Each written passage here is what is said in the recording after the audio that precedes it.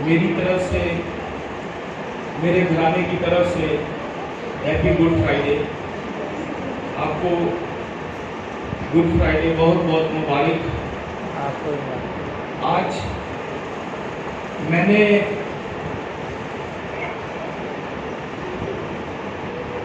دوسرے کلمے پر تھوڑی سی بات کرنی ہے۔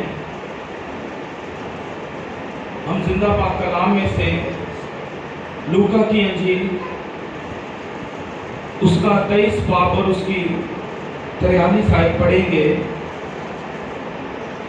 خدا کے زندہ پاک کلام میں یوں لکھا ہے،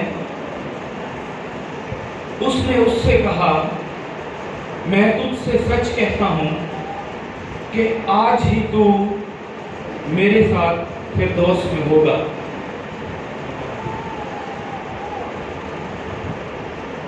اے خداوند پیارے یسوع، میں منت کرتا ہوں کہ تو رحم فرما اور مجھے بڑی حکمت اور دانائی کی علو عطا کر۔ اپنے پاک روح کا گہرا بسا دے تاکہ تیرے پاک روح کی ہدایت سے تیرے اس زندہ پاک کلام کو، تیرے کلمے کو بیان کرنے والا بنوں۔ مسیح یسوع کے نام سے مانگ لیتے ہیں، آمین۔ شریف رکھیے گا پلیز۔ کلام میں لکھا ہے کہ اس نے اس سے کہا، میں تجھ سے سچ کہتا ہوں کہ آج ہی تو میرے ساتھ فردوس میں ہوگا۔ اگر ہم اس کو تھوڑا سا دیکھیں تو یہ ایک ڈاکو بول رہا ہے۔ ڈاکو نے جب خداوند یسوع مسیح سے کہا تو خدا نے جواب دیا۔ خداوند یسوع مسیح نے فرمایا کہ میں تجھ سے سچ کہتا ہوں کہ تو آج ہی میرے ساتھ فردوس میں ہوگا۔ صلیب پر دو ڈاکو بھی خداوند یسوع مسیح کے ساتھ ایک دہنی طرف اور ایک بائیں طرف صلیب پر ہیں۔ میں جب اس کلام کو پڑھ رہا تھا تو میں نے دیکھا کہ خداوند یسوع مسیح نے جب صلیب پر پہلا کلمہ پڑھا، پہلا کلمہ بولا کہ آئے باپ انہیں معاف کر، یہ نہیں جانتے کہ کیا کرتے ہیں، تو ڈاکو نے بھی اس بات پر بڑا غور کیا ہوگا۔ اور جب ڈاکو نے اس بات پر غور کر اس کو سمجھنے کی کوشش کی ہوگی تو صلیب پر خدا نے، جس طرح سے آج ہم جب خدا کی حضوری میں بیٹھ جاتے ہیں تو خدا ہماری روحانی آنکھوں کو کھولتا ہے، تو صلیب پر اس ڈاکو کی بھی روحانی آنکھوں کو کھولا ہوگا۔ صلیب پر جب خداوند یسوع مسیح کو دیکھا ہوگا اس ڈاکو نے کہ کس طرح سے خداوند یسوع مسیح کے اوپر دکھ کی وہ گھڑی تھی، لیکن پھر بھی خداوند یسوع مسیح صلیب پر انہیں معافی کے لیے کہہ رہے ہیں، خدا سے معافی مانگ رہے ہیں ان کے لیے۔ تو اس نے بھی اپنے دل میں سوچا ہوگا، اس نے بھی معافی مانگی ہوگی، اس نے بھی اقرار کیا ہوگا، اور جب اس نے اقرار کیا ہوگا ڈاکو نے، تو خدا نے اس کی روحانی آنکھوں کو کھولا ہوگا۔ اور پھر جب اس کی روحانی آنکھیں کھلی تو اس نے دیکھا کہ یہ تو ہمارے گناہوں کے لیے قربان ہو رہا ہے، یہ تو ہمارے گناہوں کا فدیہ دے رہا ہے۔ تو اس نے پھر کیا کہا؟ خداوند یسوع مسیح سے اس نے کہا، خدا کے پاک کلام میں اگر اس سے اوپر والی لائن کو دیکھیں گے، اس سے اوپر والی آیت کو، تو ڈاکو کہتا ہے پھر، اب یہ پھر بھی ایک بڑے معنی رکھتا ہے۔ پھر اس نے کہا، آئے یسوع تو جب تو اپنی بادشاہی میں آئے تو مجھے یاد کرنا۔ اس کا مطلب اس نے معافی مانگ لی ہوئی ہے، اقرار کر لیا ہوا ہے، اور پھر یسوع کو کہہ رہے کہ آئے خداوند یسوع جب تو اپنی بادشاہی میں آئے تو مجھے بھی یاد کرنا۔ تو خدا کا تو مقصد ہی اس دنیا میں آنے کا یہی تھا. خداوند یسوع مسیح تو اس دنیا میں اسی لیے آئے تھے تاکہ نسل انسان کے گناہوں کا کفارہ دے. خداوند یسوع مسیح اسی لیے صلیب پر قربان ہو رہے تھے تاکہ ہمارے گناہوں کا فدیہ دے اور ہمیں اپنے پاک لہو کی قیمت سے خریدے.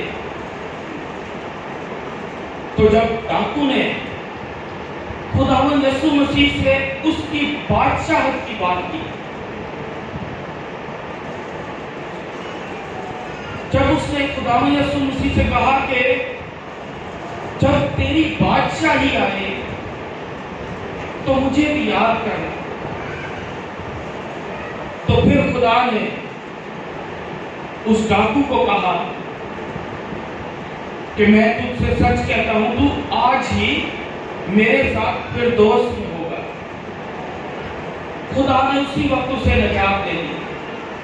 خدا نے اسی وقت اسے جو صلیب پر اپنا لہو بہا کر اس نے خریدنا تھا اسے اپنی بلڈ لائن میں لے آیا. جس طرح سے کلام میں لکھا ہے کہ خداوند یسوع مسیح کی صلیب پر قربان ہونے سے پہلے بھی اگر ہم خداوند یسوع مسیح کا نسب نامہ پڑھیں تو خداوند یسوع مسیح کا نسب نامے میں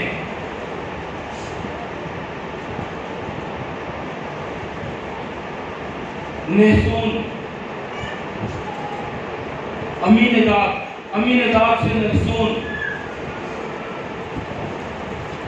نحسون سے سلمون، سلمون سے بوئز جو راحت سے پیدا ہوا. اور آپ راحت کے بارے میں جانتے ہیں کہ وہ ایک فاحشہ عورت تھی، لیکن جب اس نے بنی اسرائیلوں کو دیکھا کہ خدا ان کے ساتھ ہے، جب اس نے اپنے دل میں اقرار کیا کہ اب میں بھی ان لوگوں کے ساتھ رہوں گی، ان کے خدا کو مانوں گی، تو خداوند یسوع مسیح نے اپنے نسب نامے میں اپنی بلڈ لائن میں اسے بھی قربان ہونے سے پہلے ہی داخل کر دیا. اس کے بعد بوئز سے عبید،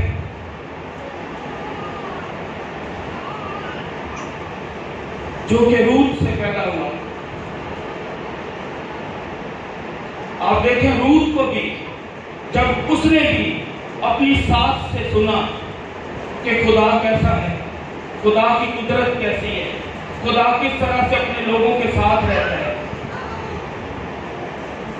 اس نے بھی جب اقرار کر لیا کہ میں اب تیرے لوگوں کے ساتھ رہوں گی، تیرا خدا میرا خدا ہوگا، تو جہاں جائے گی میں بھی تیرے ساتھ جاؤں گی، تو وہ بھی خداوند یسوع مسیح کے نسب نامے میں شامل ہو گئی. آپ دیکھیں کہ خداوند یسوع مسیح نے صلیب پر قربان ہونے سے پہلے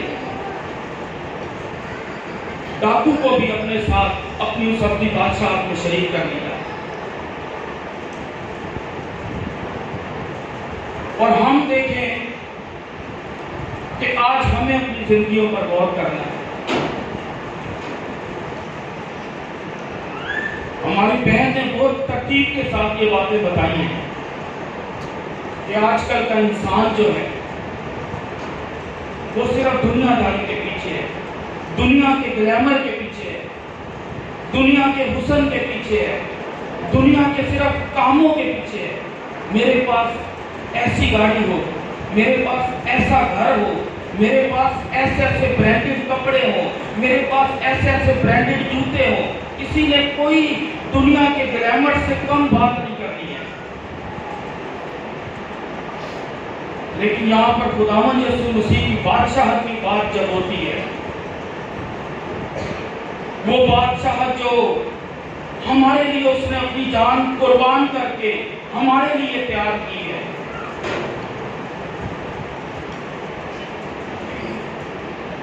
وہ اس بادشاہت میں ہمیں شریک کرنا چاہتا ہے. وہ چاہتا ہے کہ ہم اس کے گرامر میں آ جائیں, اس کے حسن کو اپنے اندر بھر لیں, اس کی قدرت کو اپنے اندر بھر لیں.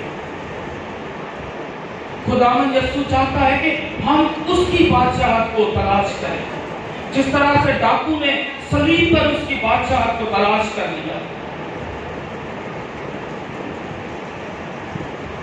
تو ہم تو صلیب پر قربان ہونے کے بعد کا رزلٹ ہے. ہم تو اس کے پاک لہو کی قیمت سے خریدے ہوئے لوگ ہیں. ہمیں ہماری زندگیوں میں کیا کرنا چاہیے, ہمیں ہماری زندگیوں میں کیسا سوچنا اور سمجھنا چاہیے. آج وقت ہے, خدا نے ہمیں زندگی دی ہوئی ہے, خدا نے ہمیں صحت دی ہوئی ہے, تندرستی دی ہوئی ہے, اتنا بڑا خوبصورت گھر عطا کیا ہوا ہے. ہم بڑی عاجزی کے ساتھ, بڑی خاکساری کے ساتھ, جس طرح سے اس کی بادشاہت میں اس کی حمد ہوگی, اس کی تعریف ہوگی, اس کے کلام پر, اس کے حکموں پر عمل کیا جائے گا. آج ہمارے پاس وقت ہے, آج ہمارے پاس خدا نے یہ قیمتی وقت دیا ہوا ہے کہ ہم اپنی زندگیوں کے بارے میں سوچیں, ہم اس کی بادشاہت کی تلاش میں لگیں, ہماری زندگیوں میں اس کی بادشاہت کی تلاش کرنے کے کام ہوں.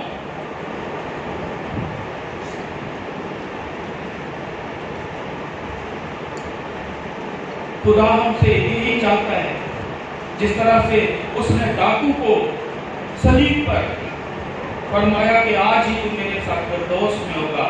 آج ہم ایک انسان سے وہ یہ کہتا ہے کہ تم بھی میرے ساتھ فردوس میں آؤ, تم بھی میری بادشاہت کو ڈھونڈو. جب ہم اس کی سچائی کے ساتھ اس کی بادشاہت کو ڈھونڈیں گے تو یہ ساری چیزیں تو ہمیں خود بخود ملیں گی, پیچھے چل کر ملیں گی. خداوند اس کلام کی وسیلہ سے ہم سب کو برکت